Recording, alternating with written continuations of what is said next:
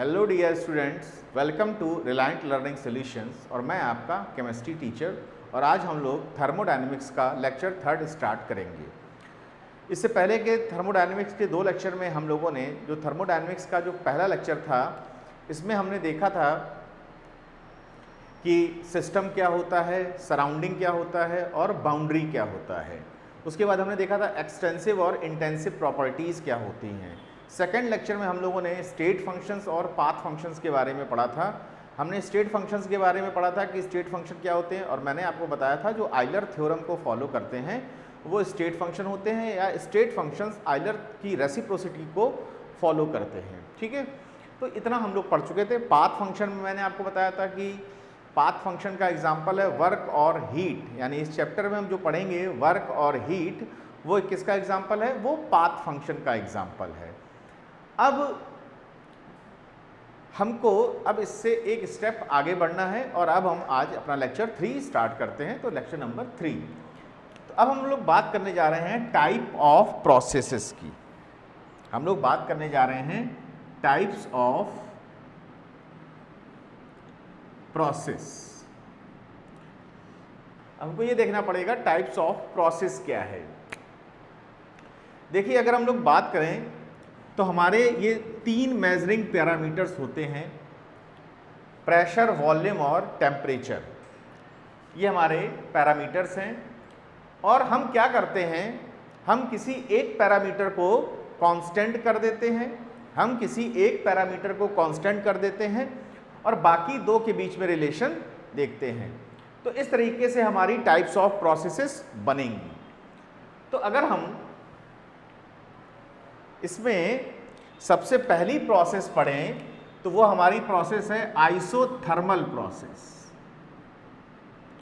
हमारी पहली प्रोसेस का नाम है आइसोथर्मल प्रोसेस।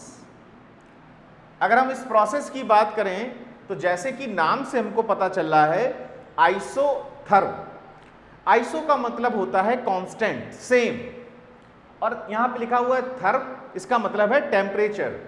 तो ऐसी प्रोसेस जो कांस्टेंट टेम्परेचर पर हो रही हो उसको हम बोलेंगे आइसोथर्मल प्रोसेस। ठीक है, अब अगर टेम्परेचर कांस्टेंट है तो डेल्टा टी कितना होगा, अगर टेम्परेचर कांस्टेंट है तो डेल्टा टी कितना होगा, 0। तो आइसोथर्मल प्रोसेस के लिए एक रिक्वायर कंडीशन क्या है कि डेल्टा टी इक्वल टू 0 उस प्रोसेस में होता है। अब हम लोग यहाँ पर एक कॉन्सेप्ट देख लें तो हमें और अच्छा लगेगा। अगर हम एक यहाँ कॉन्सेप्ट देखें, अगर मैं प्रेशर और वॉल्यूम के बीच में एक ग्राफ प्लॉट करने जा रहा हूँ और मान लीजिए ये ग्राफ कुछ ऐसा आ रहा है और ये पॉइंट ए है और ये पॉइंट बी है। ठीक है, मान लीजिए ये ग्राफ नीचे आ रहा है। अगर ये ग्राफ नीचे आ रहा है तो आप देखेंगे कि यहाँ पर प्रेशर कम हो रहा है और वॉल्यूम बढ़ रहा है। ठीक है, प्रेशर की वैल्यू कम हो रही है और वॉल्यूम की वैल्यू बढ़ रही है। मान लीजिए यहाँ पर जो प्रेशर है वो है 2P और यहाँ पर जो प्रेशर है वो है P। ठीक, और इसी पॉइंट पर यहाँ पर वॉल्यूम है V और यहाँ पर वॉल्यूम है 2V। ठीक है, तो अगर हम पॉइंट ए पर टेम्परेचर निकालें तो PV इक्वल टू क्या होता है, nRT। PV इक्वल टू होता है nRT, जहां पर आपको पता है n और r क्या है, कांस्टेंट है, और n और r कांस्टेंट है। तो T इक्वल टू क्या हो जाएगा,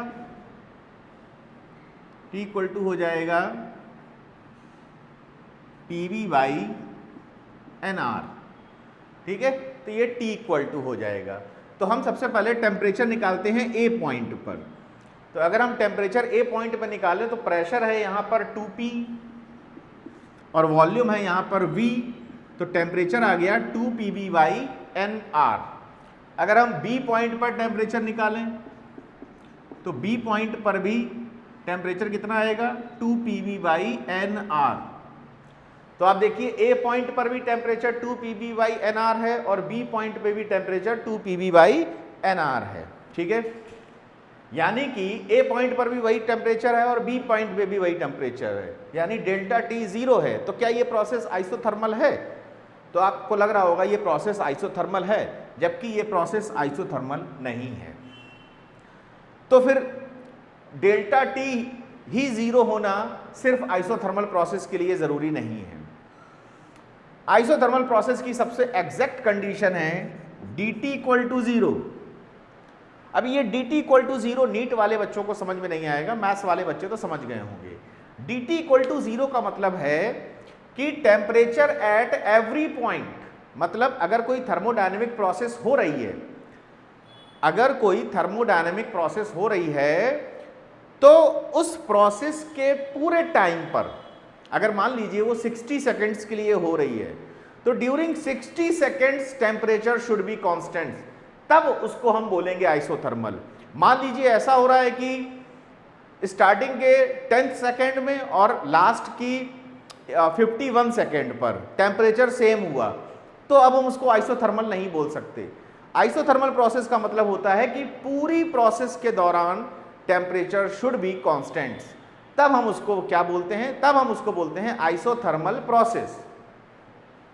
तो आइसोथर्मल प्रोसेस के लिए dt इक्वल टू जीरो होना बहुत जरूरी है।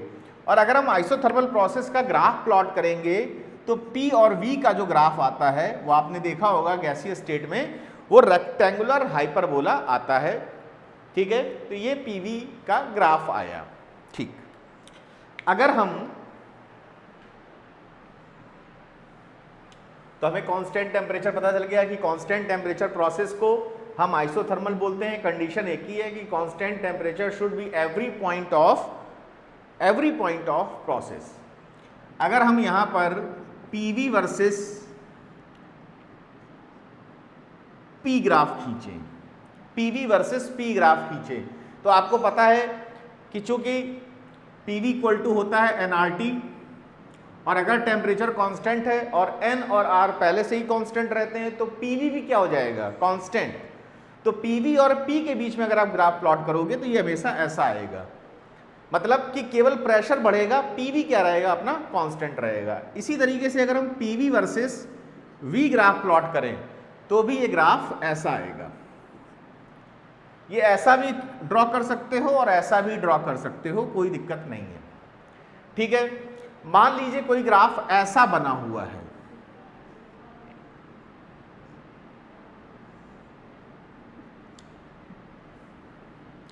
मान लीजिए कोई ग्राफ ऐसा बना हुआ है।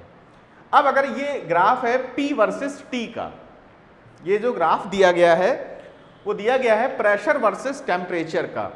अगर आप इस ग्राफ को ध्यान से देखेंगे तो आप पाएंगे कि इस ग्राफ में सिर्फ प्रेशर बढ़ रहा है, टेम्परेचर कांस्टेंट है। इस ग्राफ में सिर्फ प्रेशर बढ़ रहा है, टेम्परेचर कांस्टेंट है। अब इस प्रोसेस को हम क्या नाम दें, इस प्रोसेस को हम क्या कहेंगे, ठीक है, तो वो हमको देखना है। तो इस प्रोसेस को हम क्या कहेंगे, देखिए टेम्परेचर कांस्टेंट है तो हम आइसोथर्मल तो बोल ही सकते हैं, तो हम बोल देंगे आइसोथर्मल। अब इसके बाद अगर प्रेशर बढ़ता है, किसी सिस्टम के ऊपर आप प्रेशर डालोगे तो उसका वॉल्यूम क्या होगा, कम होगा। ऑब्वियस सी बात है। अगर मान लीजिए ये देखिए, मैं आपको एक बात और बता दूं कि अगर आपको थर्मोडायनेमिक्स में गैसियस सिस्टम इमेजिन करना है तो आप एक कंटेनर को इमेजिन कीजिए जिसमें पिस्टन लगा हो। आपका क्वेश्चन कभी गलत नहीं होगा। अगर मान लीजिए इस क्वेश्चन में सिस्टम के बारे में कोई इंफॉर्मेशन नहीं है तो आप एक कंटेनर को इमेजिन करो जिसके ऊपर पिस्टन लगा हो। अब आप मेरे को बताइए कि अगर एक सिस्टम ऐसा है जिसके ऊपर पिस्टन लगा है और आपने उसके ऊपर प्रेशर डाला, तो जब आप उसके ऊपर प्रेशर बढ़ाओगे तो उसका वॉल्यूम कम होगा, यानी इस प्रोसेस में वॉल्यूम कम हो रहा होगा, तो इसको हम बोल सकते हैं आइसोथर्मल कंप्रेशन। इसको बोल सकते हैं isothermal compression. In a similar manner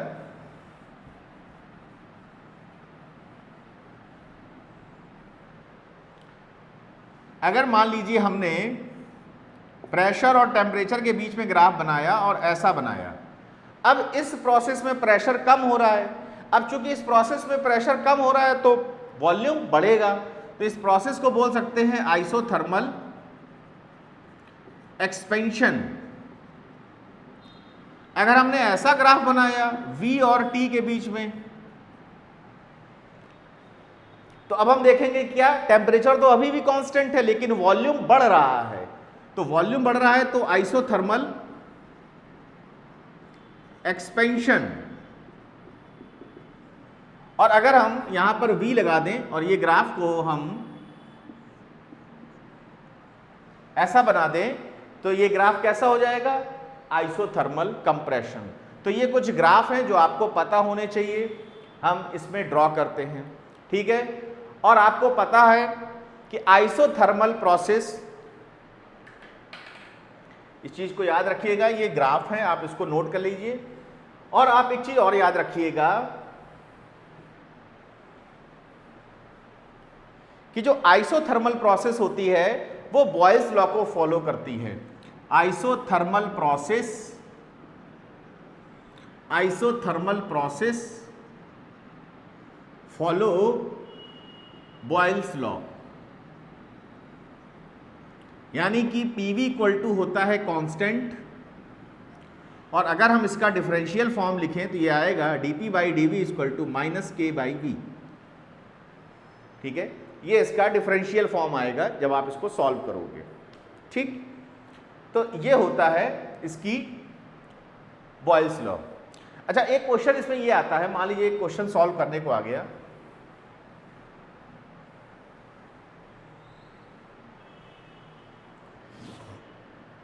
जो मैंने अभी एक ग्राफ प्लॉट किया था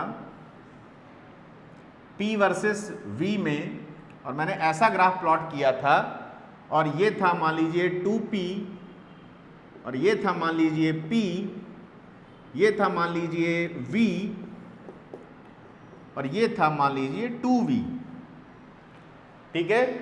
तो अब हम यहां का टेम्परेचर निकालिए, TA आएगा 2PV/NR और TB आएगा 2PV/NR। लेकिन ये श्योर है कि A से B तक आने में उसका प्रेशर बीच में, टेम्परेचर बीच में चेंज हुआ होगा। मैं पूछ रहा हूं TC at mid point, mid point पर टेम्परेचर कितना होगा, मैं ये पूछ रहा हूं आपसे कि मिड पॉइंट पर टेम्परेचर कितना होगा। आइए सॉल्व करते हैं। मान लीजिए हमने ये एक लाइन ऐसे खींच दी, हमने इस लाइन को ऐसे खींच दिया, और यहां पर इसका टेम्परेचर है 2PV/NR, और यहां पर भी इसका टेम्परेचर है 2PV/NR। हमें मिड पॉइंट पर इसका टेम्परेचर निकालना है, और आपको बता दूं मिड पॉइंट पर टेम्परेचर इसका मैक्सिमम होगा। अब कितना होगा वो हमें नहीं पता। तो अगर हम यहां पर कोऑर्डिनेट से इसको सॉल्व करें, तो यहां पर कोऑर्डिनेट थे 2P और V, और यहां पर इसके कोऑर्डिनेट हैं P और 2V। तो जब आपने अगर लाइन की इक्वेशन पढ़ रखी होगी तो आपके मिड पॉइंट पर जो कोऑर्डिनेट आएंगे वो आएगा 3/2P, 3/2V। ये इसके मिड पॉइंट पर इसके कोऑर्डिनेट्स आएंगे। अब अगर इसके मिड पॉइंट पे कोऑर्डिनेट्स ये हैं तो टेम्परेचर मैक्सिमम आपको निकालना है, तो कैसे निकालोगे, PV/NR। तो PV/NR तो 3/2P into 3/2V divided by NR, और ये आपका आंसर हो जाएगा। तो इतना सब कुछ हम आइसोथर्मल प्रोसेस में एक पढ़ते हैं, ठीक है।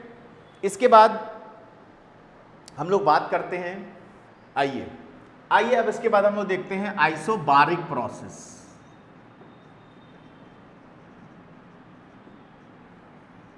आइसोबारिक प्रोसेस मतलब कि प्रेशर कांस्टेंट, अगर प्रेशर कांस्टेंट तो डेल्टा P इक्वल टू 0 और dP इक्वल टू 0। ये आइसोबारिक की पूरी कंडीशन है, और आपको पता होता है कि PV इक्वल टू क्या होता है, यहाँ पर nRT होता है, प्रेशर कांस्टेंट है, प्रेशर यहाँ पर कांस्टेंट है तो वॉल्यूम, और चूंकि आपको पता है कि N और R कांस्टेंट होते ही हैं, मैं बार बार ये नहीं बोलूँगा, तो प्रेशर कांस्टेंट है तो वॉल्यूम टेम्परेचर के क्या हो जाएगा, डायरेक्टली हो जाएगा, वॉल्यूम टेम्परेचर के डायरेक्टली हो गया। तो अगर आप वॉल्यूम और टेम्परेचर में ग्राफ खींचोगे तो ग्राफ कुछ ऐसा आएगा, क्योंकि स्ट्रेट लाइन आएगा। आपको पता होना चाहिए कि जो आप टेम्परेचर ले रहे हो वो बटा केल्विन में ले रहे हो, ठीक है।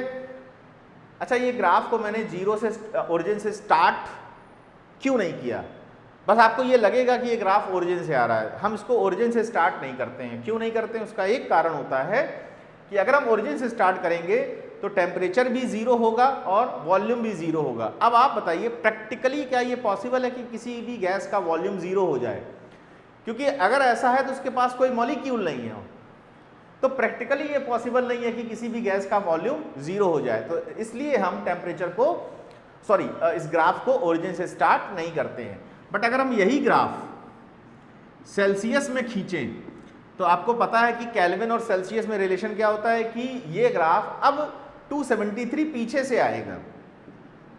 तो ये ग्राफ अब स्टार्ट होगा -273 से। स्टार्ट अगर आप इसमें 273 ऐड करोगे तो ये जीरो हो जाएगा, तो ये ग्राफ आगे से स्टार्ट हो जाएगा। ठीक है, तो ये एक तरह का ग्राफ आता है। अच्छा, आपको पता है कि प्रेशर कांस्टेंट है, तो V डायरेक्टली किसके है? T के। तो V/T डायरेक्टली किसके हो जाएगा? NR के, और NR पहले से ही कांस्टेंट है। तो अगर हम V/T और V के बीच में ग्राफ खींचें, V/T और V के बीच में ग्राफ खींचें तो ये कैसा आएगा? स्ट्रेट लाइन, या फिर आप ऐसे भी इसको खींच सकते हो। और अगर हम V/T वर्सेस T के बीच में ग्राफ खींचें तो ये भी कैसा आएगा? ऐसा आएगा। तो यहाँ पे आपको कोई दिक्कत नहीं आई होगी। ठीक है, और अब हम क्या करने जा रहे हैं? अब हम ग्राफ खींचने जा रहे हैं V वर्सेस T में। हम ऐसा ग्राफ खींचने जा रहे हैं।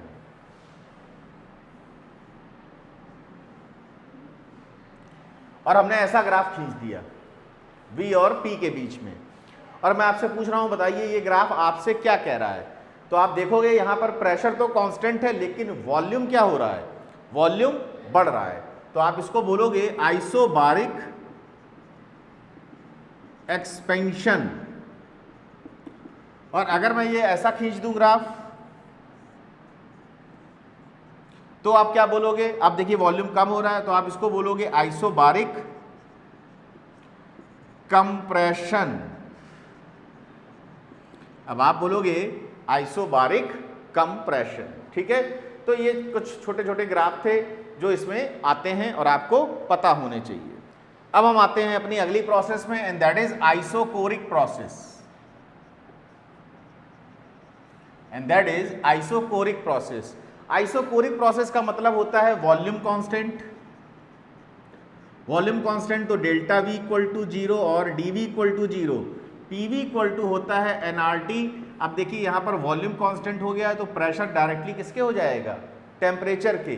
तो प्रेशर डायरेक्टली हो गया टेम्परेचर के, यानी प्रेशर और टेम्परेचर के बीच में ग्राफ खींचोगे तो ये ग्राफ स्ट्रेट लाइन आएगा अगर ये केल्विन में है, और अगर प्रेशर और टेम्परेचर डिग्री सेल्सियस में है तो ये ग्राफ -273 से स्टार्ट होगा।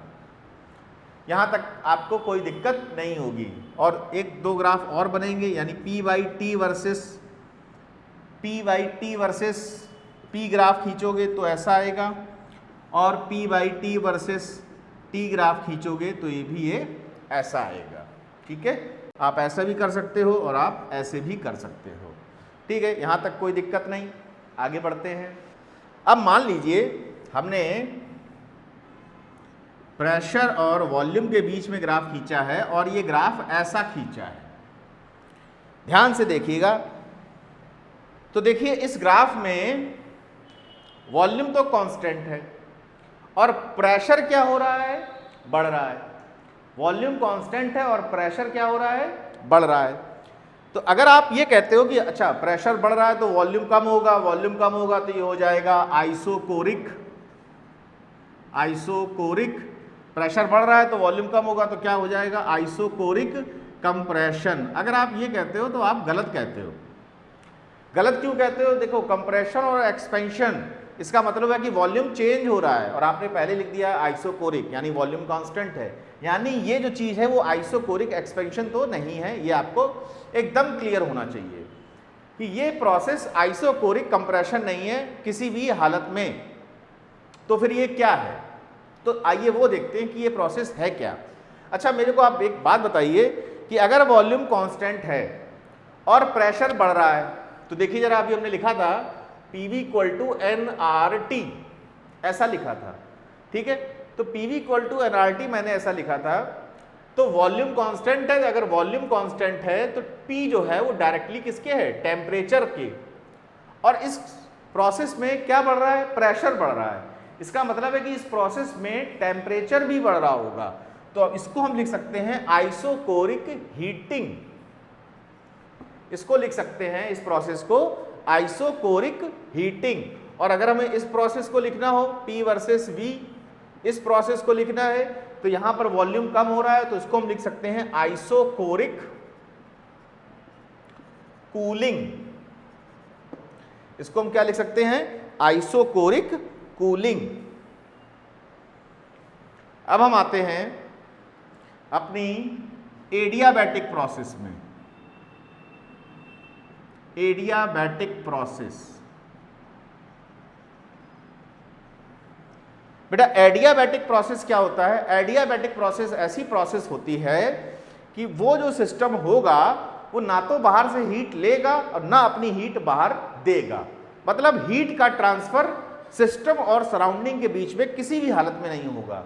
तो हम लिख सकते हैं no heat transfer, no heat transfer between system and surroundings. तो हम लिख सकते हैं डेल Q इक्वल टू 0, या कभी कभी ये भी लिखा होता है Q इक्वल टू 0। तो डेल Q क्या होगा, 0 होगा, या Q जो होगा वो 0 होगा एडियाबैटिक प्रोसेस में। दूसरी बात आपको यहां पर याद रखने वाली ये बात है कि जो एडियाबैटिक प्रोसेस होती हैं वो फॉलो करती हैं पॉइजन लॉ को। अब इससे पहले आपने पढ़ा था कि जो आइसोथर्मल प्रोसेस थी वो फॉलो कर रही थी बॉयल लॉ को, और जो एडियाबैटिक प्रोसेस होती हैं वो फॉलो करती हैं पॉइजन्स लॉ को। और पॉइजन लॉ क्या होता है, पॉइजन लॉ होता है PV की power gamma equal to constant, जहां पर गामा होता है CP बाई CV। ये भी हम लोग आगे पढ़ेंगे। तो ये जो फॉलो करती हैं ये पॉइजन लॉ को फॉलो करते हैं, that is PV equal to gamma constant and gamma equal to CP by CV। ये है molar heat capacity at constant pressure, और CV है molar heat capacity at constant volume. ठीक है, तो ये हम लोग अभी इसके बाद वाले लेक्चर में CP और CV के बारे में पढ़ेंगे। तो इतना आपको आ गया होगा समझ में। ठीक है, तो हम लोगों ने एडियाबैटिक प्रोसेस देख ली। अब हम लोग देखेंगे साइक्लिक प्रोसेस।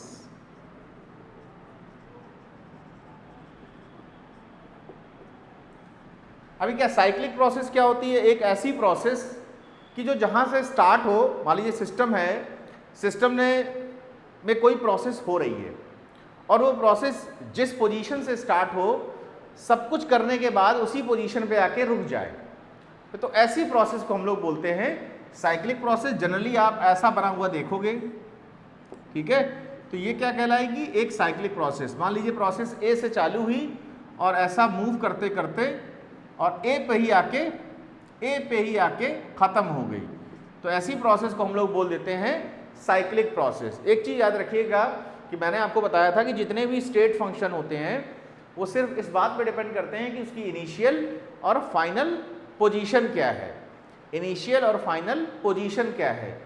तो अब आपने देखा कि इनिशियल और फाइनल पोजीशन तो इसमें एक ही है, तो यहाँ पर जितने भी स्टेट फंक्शन हैं वो सब कितने हो जाएंगे, साइक्लिक प्रोसेस में क्या हो जाएगा, वो 0 हो जाएंगे। तो स्टेट फंक्शन कौन कौन से होते हैं, ये सब स्टेट फंक्शन है। Pressure, volume, temperature, Gibbs, free energy, enthalpy, entropy और internal energy.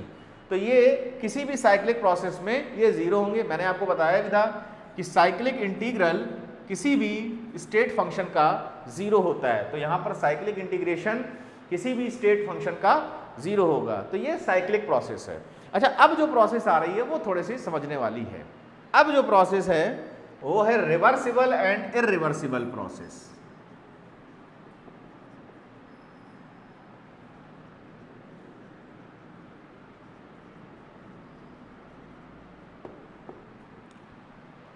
Reversible and irreversible process, ठीक है। अब इसको हम लोग कैसे समझते हैं, तो देखिए मान लीजिए ऐसा है, मान लीजिए आप एक 50 मंजिल इमारत पे बैठे हैं, ठीक है, 50 मंजिल इमारत पे बैठे हैं और उसमें से आप 2 बार कूदते हैं, 2 बार जंप करते हैं, लेकिन दोनों बार मेथड आप अलग अलग यूज करते हो। एक 50 स्टोरी की बिल्डिंग है और उस 50 स्टोरी की बिल्डिंग से आप जंप करते हो। जब आप जंप करते हो 50 स्टोरी की बिल्डिंग से, तो आप 2 मेथड से जंप करते हो। पहले मेथड में आप सीधे 50 से आ जाते हो, मान लीजिए 20 तक। आप रस्सी पहने हो, मैंने ये बता दिया, आप रस्सी, सेफ्टी बेल्ट, प्रिकॉशन सारे पहने हुए हो। तो पहली बार में आप आ गए सीधे 50 से सीधे 20 तक, ठीक है। दूसरी प्रोसेस में आप क्या कर रहे हो कि आपने एक स्प्रिंग बांध ली अपने अंदर और आप धीरे धीरे आ रहे हो। पहले 50 से 49, फिर 49 से 48, फिर 48 से 47। तो आप मेरे को ये बताओ, जब आप 50 से 49 आओगे तो आप धीरे वहाँ रुक जाओगे ऐसे, फिर धीरे धीरे नीचे आओगे तो फिर रुक जाओगे, फिर धीरे धीरे नीचे आओगे तो फिर रुक जाओगे, फिर धीरे धीरे नीचे आओगे तो फिर रुक जाओगे। जब आप 50 से 20 आए तो आप 50 से कूदे और सीधे 20 पे आकर रुकोगे, ठीक है। एक तो ये मैंने आपको कहा समझने के लिए, ठीक है। तो रिवर्सिबल और इरिवर्सिबल प्रोसेस क्या होती हैं हमें जानना इसलिए ज़रूरी है क्योंकि यहाँ पर जब हम वर्क डन के क्वेश्चन सॉल्व करेंगे तो वर्क डन रिवर्सिबल का फॉर्मूला अलग आएगा और इरिवर्सिबल का फॉर्मूला अलग आएगा। हालांकि हमने वर्क डन अभी लास्ट लेक्चर में निकाला था तो ये आया था W = P external delta V, या आप इसको कह सकते हो P डेल्टा V, ठीक है। अब हम ये जानें कि हम रिवर्सिबल और इरिवर्सिबल प्रोसेस क्या होती है और इसके क्या कॉन्सेप्ट होते हैं। तो जो हमारी रिवर्सिबल प्रोसेस, जैसे अब एक एग्जांपल से हम ले लें कि मान लीजिए यहाँ पर ये 2 पिस्टन वाले सिस्टम हैं, एक ये सिस्टम है और एक ये सिस्टम है। हम क्या कर रहे हैं कि हमने यहाँ पर सीधा 1 kg का वेट रख दिया, सीधा यहाँ पर 1 kg का वेट रख दिया, तो क्या होगा, ये तुरंत नीचे आएगा। और हम यहां क्या कर रहे हैं, पहले हमने एक सैंड का पार्टिकल डाला, जब हमने एक सैंड का पार्टिकल डाला तो ये थोड़ा नीचे आएगा, जब ये नीचे आएगा तो ये रुक जाएगा। उस समय एक्सटर्नल प्रेशर और इंटरनल प्रेशर हमेशा बराबर होंगे। फिर आपने दूसरा सैंड का पार्टिकल डाला तो फिर ये थोड़ा नीचे आएगा, उसके बाद ये रुक जाएगा। उस समय एक्सटर्नल प्रेशर और इंटरनल प्रेशर बराबर होंगे। आपने तीसरा सैंड का पार्टिकल डाला, फिर ये नीचे आएगा, रुक जाएगा। उस समय एक्सटर्नल प्रेशर और इंटरनल प्रेशर हमेशा बराबर होंगे। तो ये रिवर्सिबल है और ये इरिवर्सिबल है। तो रिवर्सिबल में क्या होता है कि during whole process external pressure और इंटरनल प्रेशर हमेशा बराबर रहते हैं, एक्सटर्नल प्रेशर और इंटरनल प्रेशर बराबर रहते हैं ड्यूरिंग होल प्रोसेस। और इसमें क्या होता है कि P एक्सटर्नल और P इंटरनल हमेशा बराबर नहीं रहते हैं। कब बराबर होंगे, जब प्रोसेस रुक जाएगी। मैं बात कर रहा हूं ड्यूरिंग द प्रोसेस, मैं बात कर रहा हूं ड्यूरिंग द प्रोसेस, ठीक है, ड्यूरिंग द प्रोसेस।